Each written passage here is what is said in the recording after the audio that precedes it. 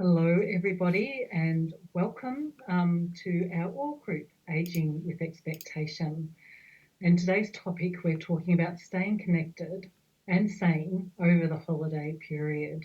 And I'm so pleased and welcome Dr. Stephen Koski joining us from the First Presbyterian Church at Bend, Oregon.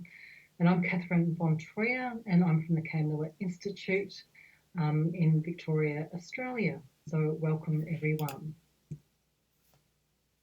So we're running a webinar again. So just reminding you that today's session is recorded. However, you're able to send Stephen and I messages in the chat or ask any questions in the chat box. So feel welcome to use this and we'll pick up those messages, but the messages won't show in the actual recording. So if you want to write a message in the webinar controls down below, there's a little chat sign that you can see. Just press on that and then you can write in there.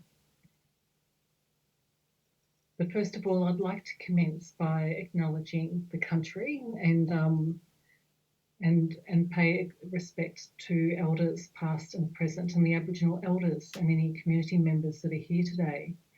I'd like to acknowledge that we are on the unceded lands of the Wurundjeri people of the Kulin Nation, but indeed wherever you're tuning in from, you may be belonging to other people's lands. So we also extend this respect to all Indigenous peoples from around the world and to any First Nations people who come across the material that we're presenting today. And Kathryn, it's great to see you and great to continue to be part of these webinars that began with Dr. Francis Macnab. So I just want to take a second to just mention his life and his legacy. And he started these awe conversations, and I had the privilege and honor to spend about 3 years in conversation every month with Francis, and I think what a great gift it is to be able to continue his spirit in many ways through these conversations. And one of the things he was very much emphasized was the importance of strong and positive connections. So I think he would absolutely love this topic. I remember him saying very clearly that we always ask the question, who am I? And that's not enough. He says a better question, or at least the next question, should always be, who am I in relationship to others? So how can we build those relationships, and how can we strengthen our connections? So I'm delighted to just take a moment to acknowledge his legacy and acknowledge that his spirit continues with us. Thank you, Stephen. So today we're talking about staying connected and certainly staying sane over this holiday period. And I'm assuming by now you've probably experienced a few festive celebrations over many, many years. Some good, maybe some a little bit regrettable as well. So the festive season, the holiday season is often promoted. We see it on television with hearts overflowing with gladness, with merriment, with the prospect of spending time with loved ones. But is it always? It may not be for everyone. So sometimes the festive season can bring feelings of loneliness and sadness. And then complicating things on top of this is that even with our best intentions, stress levels can skyrocket. Sometimes we may speak or we hear unkind words spoken that are regretted. Sometimes there's arguments that may occur. When what we should be doing is spending time relaxing and bonding and rejuvenating. So all of a sudden, our calm and measured intentions can subconsciously just be pulled out from under us like a rug being pulled. And interestingly, like we observed this in our clinic here at Cairnmillar, that our services required for family therapy and marital guidance actually increases after the festive season. And I understand that also happens with businesses to solicitors as well. So hairline cracks in relationships can often start to show around this time of year. May not be everyone's experience, but can be really common. So here we've got a suite of different areas that we're going to cover today with a bit of a theme of loneliness as well. So enforced proximity and pressure of dealing with in-laws, navigating stepchildren, being on top of the changing political correctness, more than sometimes enough alcohol and brooding financial pressures and relationship stresses can all sometimes coalesce and join at this time and cause pressure on individuals and families. And the pressures may not be just about you or your family either. It can just be what you notice in the traffic, because I know that I'm certainly noticing the traffic's getting busier with the shopping. Somehow it's getting also angrier, and it also takes 5 times longer to do any shopping, and people's tempers are short-tempered. So while loneliness and isolation is not something that you always associate with Christmas, it can often be exacerbated, with around this festive period. So social isolation is sort of when people feel that they have minimal impact and communication with others, and the quality of relationships may not be what it was. And sometimes can also, lead to major health concerns. So people have talked about loneliness in terms of being a health epidemic, and there's been new survey data that we've received from the Red Cross in 2022, where they surveyed quite a number of Australians, and they actually found that a third of Australians experienced social isolation and loneliness over this festive period. And despite stereotypes, they're not all retirees either. They're also young people in that. But your health and wellbeing is really important. I think you have something to add there, Stephen, around health and loneliness. Yeah, you mentioned the word epidemic. The Surgeon General in America called loneliness, in the United States at least, an epidemic where 46% of Americans report the feeling that no one knows them really well, that the relationships tend to be at kind of a superficial level, but they don't necessarily feel seen. So in some ways, they feel a little bit invisible. And the Surgeon General said 25% of Americans report really struggling with feelings of loneliness, and that the number of people who report having very few or no really deep, close personal relationships has quadrupled in the last 2 decades. So it's a crisis in many ways, and it impacts our well-being. It impacts our health. There's been scientific research that says that people who are lonely actually live shorter lives. The Surgeon General in the United States said to be lonely is the equivalent to smoking 15 cigarettes a day, and it actually is a greater health risk than obesity. So it's a problem. It's a problem beyond the holiday season, but as you mentioned already, it certainly is a time where that feeling of loneliness is exacerbated in this time of year. Great, thank you. So what can we do about avoiding loneliness? And I've just got a few thoughts here. One is about staying connected or reconnect with family and friends, perhaps people you haven't heard from for a while, and stay in contact with the friends or family within your social groups. If you don't have many friends or family, maybe think about joining in some social groups, local groups in the community. Seeking support is a second one. So if social isolation and loneliness is causing you distress, then perhaps speak to your GP about your concerns, or a trusted other, a person close to you, or someone from your church. So Stephen, I can imagine that you also work with a lot of vulnerable people. Yeah, and I really appreciate you using that word vulnerability, because I think one of the steps that's important to recognize is we make the mistake of thinking it's our strength that unites us. It's our strength that connects us. So we work really hard to present our strengths to each other, to present our best self to each other. When in actual fact, the very thing that connects us is our fragility. The very thing that connects us is our vulnerability. I mean, I think there's two words that are the shortest distance between people, and that's me too. So when you take the risk to actually lower the armor and be vulnerable, maybe even to share with somebody that you are lonely, you'll be surprised to find likely they'll say, really? Me too.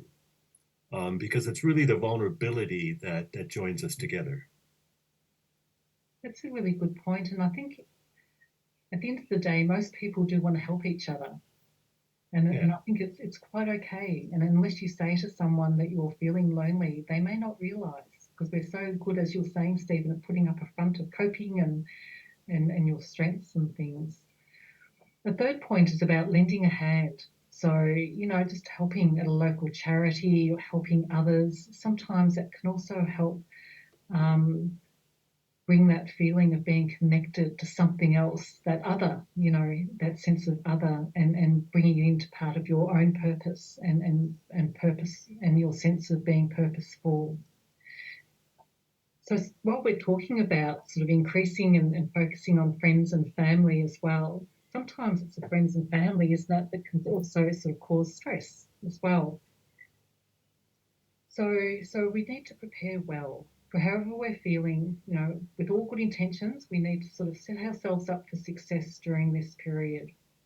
So be open to how you're feeling.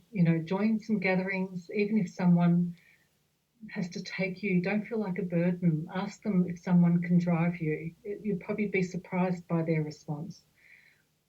However, sometimes being in gatherings can also be quite challenging. So we've got a few practical suggestions that might be helpful, and we'll talk a little bit more at the end about relationships. But I think one of the key things is really just to manage your expectations over this period.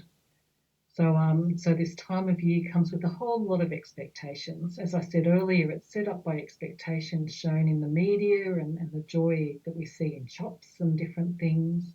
But it can also be a little bit of a pressure cooker at times.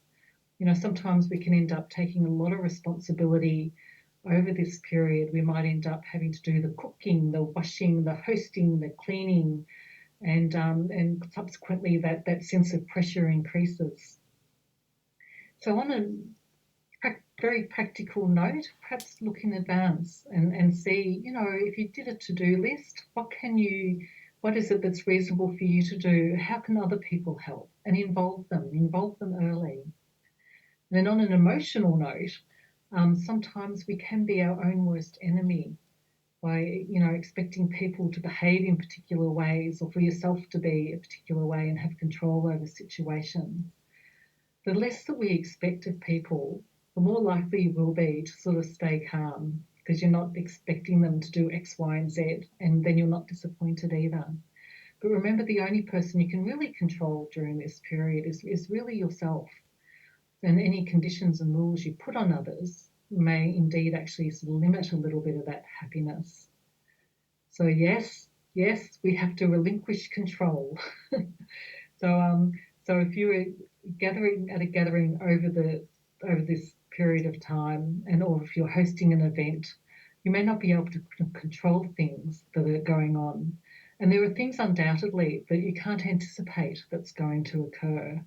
There's often something that's always going to happen that may bother us, if you let it. So decide in advance to sometimes let some of the little things go and accept what they are. And more importantly, try not to allow your happiness and enjoyment be resting on how other people's happiness and enjoyment is either. So you're allowing yourself not to get bothered too much as possible by those around you. So relinquishing that control also doesn't mean that you become a doormat either. It doesn't mean that other people have rights to say whatever they like around you because you're not controlling the situation. So they also need to respect your boundaries and remembering where your control ends and finishes and what's reasonable. So maintain your integrity. If something really bothers you too, you need to sort of work it out and express your feelings also. And this leads nicely, I think, into the conversation about relationships and and being connected. If I can, I really appreciated what you said about just managing your expectations. And part of managing your expectations, I think, is realizing in relinquishing control that you really don't have much control. But I had this experience where, in terms of managing expectations, we Americans tend to be trite a little bit. We'd say, have a nice day. We're kind of positive. And so I was in a shop and I said to the salesperson after I did the exchange, have a nice day, which is just a habitual. And this person looked at me and literally said, I have other plans. And I was like, okay. And it just made me pause and think sometimes, I just would want to encourage people to realize instead of have a nice day, particularly in the holiday season when the expectations are to be merry and bright, and even in terms of control, to have everything perfect, it's okay just to have a day. You don't have to have a nice day. It's okay just to allow yourself to have a day and to be however it is that you are. Life rarely is the way it's supposed to be. Stress, I think, is the picture in our head of the way we think life should be, the picture in our head of the way we think we should be, and the picture in our head of the way we think other people should be. And sometimes it's just kind of letting that picture go and just let it be. Yeah, great. Thanks, Stephen. I think they're very wise words. So sometimes we have our best moments with our families. Sometimes we don't. So as we come together as a family, that we connect with, you might be finding sometimes there's a few challenges with other people that are sitting around the table with us. Consequently, it's useful to have a strategy to cope with these situations. So we're getting really, really practical now. So I want you to imagine that you're at a dinner or a lunch, the table's laid out beautifully, the meal smells divine, there's crackers laid out, and then you notice and that there's a bit of a seating plan. And who's opposite you? But it's the new boyfriend. He does tend to at times speak a little bit of nonsense. And he also thinks he's a gift to all women present at the table. He may not be very socially adept, and he gets incredibly drunk often at these events. And as he gets more excited, he starts to use a lot of expletives. And he thinks that there's a lot of value to his very riveting conversation. So I'm painting a pretty terrible picture here, aren't I? And you have to sit opposite this person at the dinner table, and you have to look at this, Prince Charming for the next couple of hours. So how are you going to manage this? How are you going to cope with managing sitting at the table and being present? So here's a few thoughts, a few things to try. One is that you might like to sit tight and just let the words wash over you. Might be hard to do over a couple of hours, but that's one thing that you can try to do. You can consider approaching these interactions with an open heart and a diplomatic mindset. At the end of the day, you can try and focus the conversation around shared interests and common ground, and remember that everyone has their own journey. And sometimes a simple shift in perspective can transform a strained relationship into opportunities for understanding and growth, which is a nice one. Or you might just need to take a breath every now and again and just remove yourself for a little while. So go out for some fresh air, stack some dishes in the kitchen, do something to sort of just help take you out of that situation for a while, or turn and speak to the people beside you at other areas at the table. So not only will some deep breathing exercises help calm you down, but you can also be in a stronger position to also manage the person who's annoying you. So I think they're quite really sort of helpful tactics. I don't know, do you have anything to add to that at all, Stephen, when you find yourself sitting with someone who's challenging? Yeah, I think those are great ideas and great suggestions. And I think one of the important things to do is just choose to be curious rather than judgmental. It's kind of easy to be judgmental, but if we can look at that person almost like you're a treasure hunter, and your job is to kind of discover the hidden treasures with that person, try to uncover the stories with that person. Just, I mean, what the facade they're presenting, like particularly if it's kind of a boring facade, it's probably a front of some kind. So to be curious. Often there's two kinds of people. There are illuminators and there are diminishers. And I think illuminators just ask a lot of questions and are curious about the other person, and particularly if you feel lonely and disconnected. And sometimes the greatest loneliness you can experience is in a group of people. And sometimes I know many people, the greatest loneliness they experience is within their own families. And I think a practice to deal with that is to step outside of yourself and to be curious about the stories of others and kind of illuminate those stories as opposed to try to diminish through judgment. So be curious. Yeah, thank you. So another practical suggestion can be creating your own peace bubble. So before any events commence, you can create an invisible peace bubble around yourself to help protect yourself. How you envisage your bubble is entirely up to you. So it does take a little bit of visual work here. The key is for it to be a safe and quiet refuge space for you. Your peace bubble can be around you at all times. Even when the politics and religions gets thrown out in conversation in the table, you can keep that peace bubble around you. Simply see yourself in the peace bubble with a smile on your face. Take a few slow, deep breaths and just observe. It's not that your mind has to be quiet. Perhaps just you be quiet unless you want to contribute to the conversation. One thing is watching people around you, but you don't have to join in. Don't feel like you have to jump into these conversations. You don't, unless you feel like you need to or want to get involved. Simply be aware that you're observing it. Sometimes our greatest contribution can be after a conversation or an argument happens.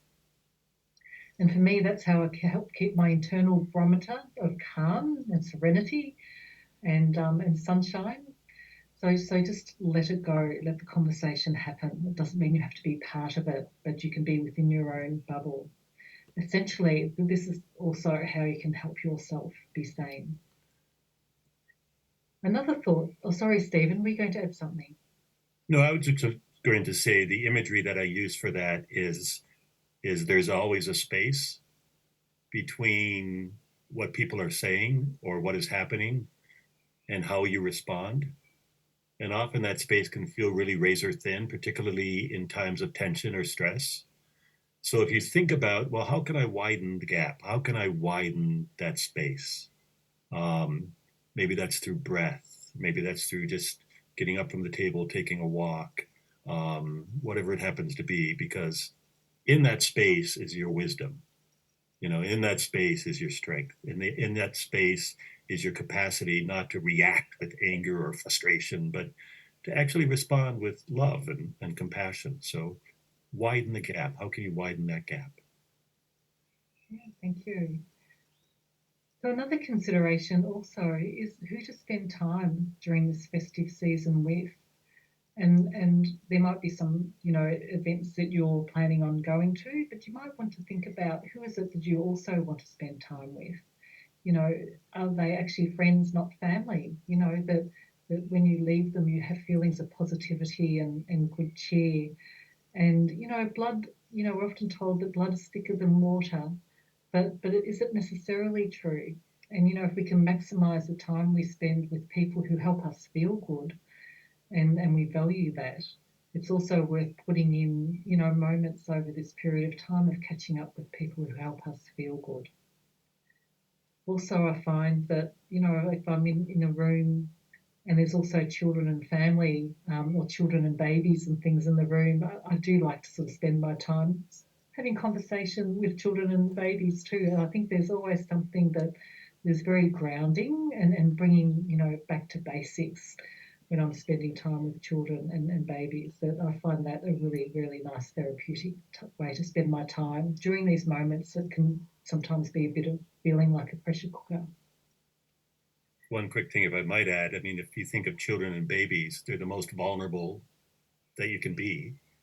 And if we go back to that idea that it's not our strength that we're trying to portray that connects us, but it's our vulnerability. So I think it's asking, and I think you're asking that question, who is it safe to be vulnerable with? I often think of who are those people who are a safe place to land when I'm falling. So if the key to connection, if the key to getting beyond our loneliness is vulnerability, really thinking about who are those people that it's actually okay? Who are the people that were also willing to be vulnerable with me? Thank you. So I think it's also useful to think about what pressure it is that we might be potentially putting on ourselves and being kind to yourself during this period, because often we're thinking about other people a lot, aren't we? Clearly, as human beings, we have different needs of energy and levels of social connectedness. So personally, I find this time of year really quite overstimulating. And for me personally, sometimes that can add to my own personal pressure cooker in a sense. We'll have different levels of needs of stimulation. I know in our psychology work, we talk about people being extroverted and or introverted. And you've probably heard about these sort of terms before being used. And the extroverted people are people who like to talk a lot and be engaged and involved, and they have much higher levels of needs of stimulation. And then there's more introverted people who still can go to parties and enjoy them and talk, but they also might enjoy just reading a quiet book and having some quiet time and not having such long periods of time. So it's worth remembering that we're all a little bit different, and just have a think about what your needs are, and also setting up those scenarios that suit your style a little bit. So as we get close to the end of the year, we might find ourselves reflecting on, what has also passed us during the year. What have we experienced? And it's important just to keep in balance, what has gone well, because often we can dwell on what didn't go well. So be kind to yourself. Think about what has worked. And sometimes these can be really small things. I like small things. I like to focus on small things, because those small things also add into something much greater and bigger. And I think it really is a human inclination that we tend to focus on the negatives. So where we can, just think about what things did go well and also reflect on those, hence being kind to ourselves. You often hear the term this time of year of finish the year strong or finish the year well. And I often say, well, what if we consider finishing the year gently? Finish the year slowly. Finish the year with kindness. Don't kind of get succumbed. Don't get kind of sucked into the pressure around us of having to get everything done. Or yeah. So finish the year gently. I think I'm going to write those down as my own affirmations, Stephen. I think they'll be handy to remind myself of that during the next few weeks. So mental well-being is also important, and amongst all this busy season, there's no better time actually to focus on our mental health than right now. So meditation may not be your thing, but certainly meditation and taking some of that quiet time is a really nice way of dealing with the confusion and the chaos that might be going on right now. Furthermore, meditation can help settle and re-energize, your sense of your powerful self. If you don't already meditate, I highly recommend it. I've actually downloaded an app called Calm, and I'm surprised in the last few conversations I've had with people when I've mentioned that, they've said, I've downloaded that and I'm using it, so it must be a very common app. I think it does cost about $70 a year, but it actually has a whole raft of different meditations and music and things. And sometimes if I find it hard to find that quiet time by myself, I just start playing something on the Calm app. and it just helps draw me into sort of enjoying some of that quiet time and some of that reflection time. And I think if meditation's not your thing, just allocating some time to yourself is really, makes each day more livable. It might be just reading a book, sweating it out at the gym, going for a run, looking at a sunrise, blowing dust off the board games, taking the dog for a walk. I think taking dogs for a walk was one of your things, Stephen, that you've mentioned before. That's really helpful.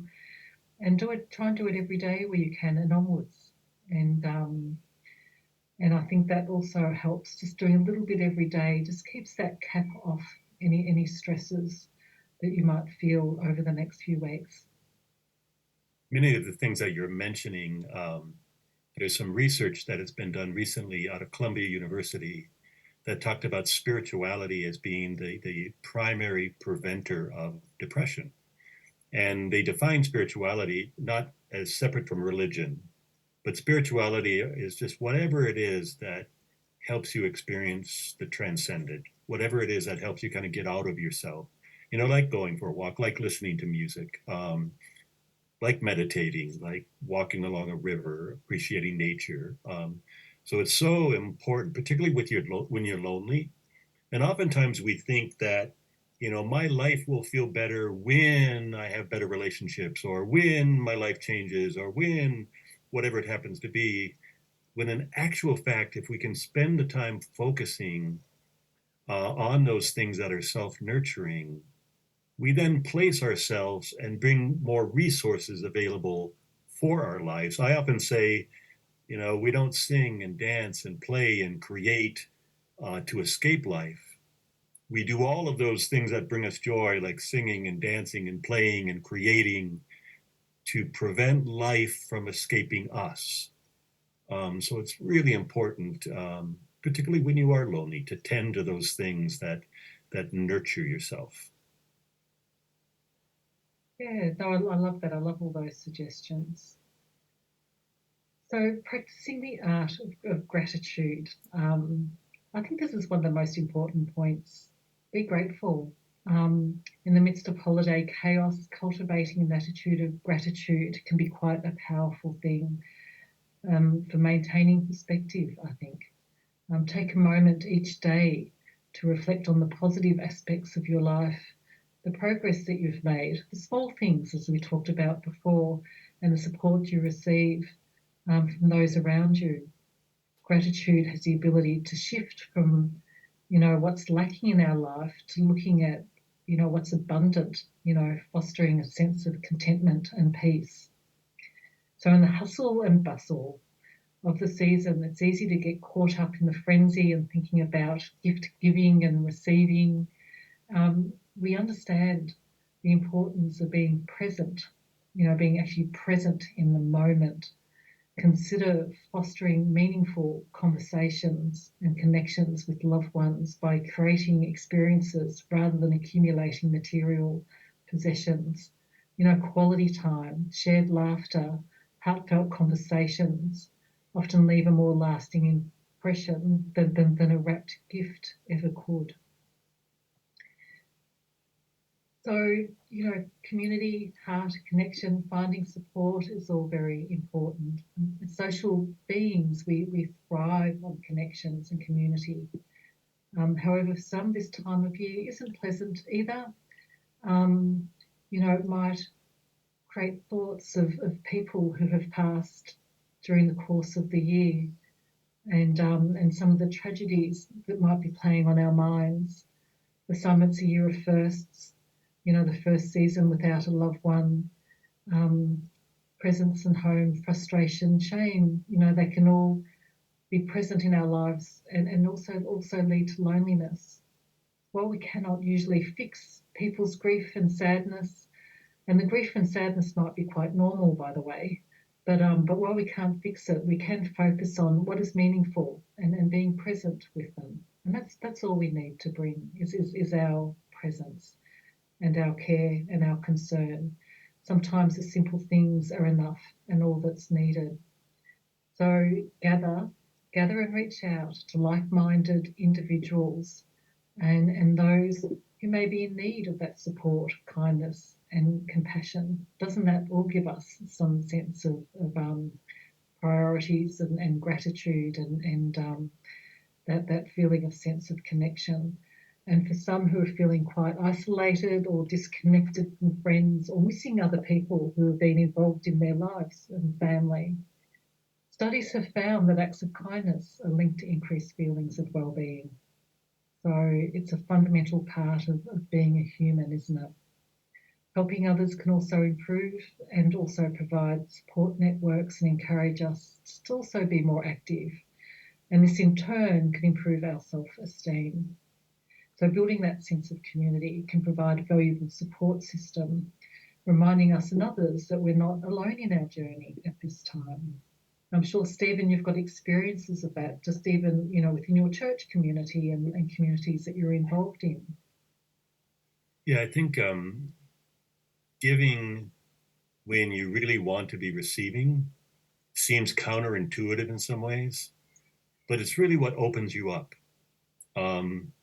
The temptation might be to withdraw, but when you kind of extend yourself and reach out with kindness, reach out to serve, reach out to care, it actually just opens your heart and makes it possible to have more connections with others. You were talking about gratitude and grief. One, I would just really want people to realize that it's actually okay not to be okay. It really is okay not to be okay. And asking for help is not weakness. Asking for help is just actually a desire to be strong. It's a desire to be connected. We all need help.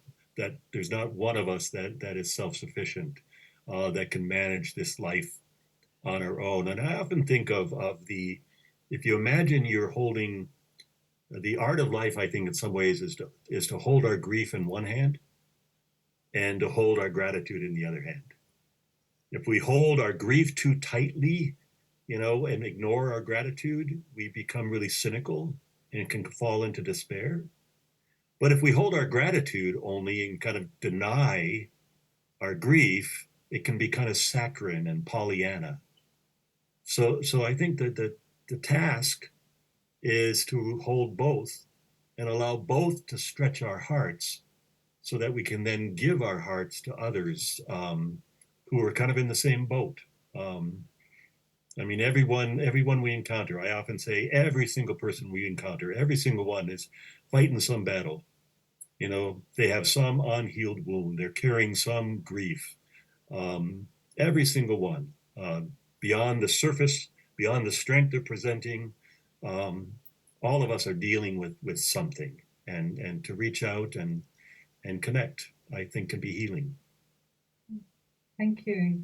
That's really lovely, coming down towards the end of the talk today. So I think what's important is make your life count and count your blessings. A little bit about what Stephen was just saying about keeping that balance. As you know, I work for a mental health charity and not-for-profit organisation, and Stephen also, is a reverend, at First Presbyterian Church in Bend in Oregon. We work at the coalface with humans. We know how much people have regrets and they're worried about their hours, the financial pressures, how much time they're spending in the office or how much they're not seeing people. But what counts at the very core, is often the relationships you have with loved ones. And doesn't that come back to the start of the presentation when Stephen was reflecting on Dr. Macnab's contribution, that it's not about ourselves, but it's about us and it's our connections and relationships we have with other people around us. Yes, we do need to be able to pay our bills on time, but it's not what people often remember at the end, is it? It's what matters ultimately is human relationships. How do you want to be remembered? So it's Kate Hartley. She's a psychotherapist actually from the UK. She said, let all this conversation, let this be your guiding star over the festive period. I hope it can be. I hope you've taken away some useful thoughts from today. Try and see the whole situation from a place that's high above the stars, whether you're in your personal bubble, whether you're doing some meditation, whether you're looking after your mental health, all of the things these add. And hopefully these tips are useful and find you some peace in amongst the chaos of the festive season. So looking after yourself and each other. Before we close, did you have anything else you wanted to add, Stephen? I would just simply add that loneliness, loneliness is an epidemic. So loneliness may be the disease, but we are all, each and every one of us, are the medicine. Yeah, beautiful. Love it. So shine brightly. Shine brightly as the brightest star in your peace bubble, looking high down on the conversations that are happening around you without getting too caught up in the minutiae. And hopefully, we hope that you enjoy a wonderful festive season. So, happy holidays to everybody.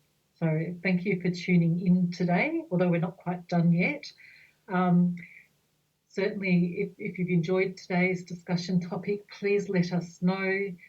Let us know also, was the information relevant and useful to you? So we've also got email addresses of both Stephen and myself there if you'd like to make contact with us. And but don't hesitate to provide us with some of that feedback. And then also, if you would feel like giving a gift of kindness, small actions, big impact, and supporting the journey towards better mental health, because that's what Cairnmillar does. And there's a QR code there you can use if you did want to make a donation. And as we know that mental health and wellbeing are really more important than right now in the world that we live in. And so we've had some appeals go on. So our next session is on the 1st of February at 1 p.m. and it's on the topic of the science of spirituality, which Stephen will lead this topic. So otherwise, we wish you all the very best and very safe. Stay safe and connected over these next few weeks. And we look forward to hopefully seeing you in February. Thank you very much. Thanks, everyone.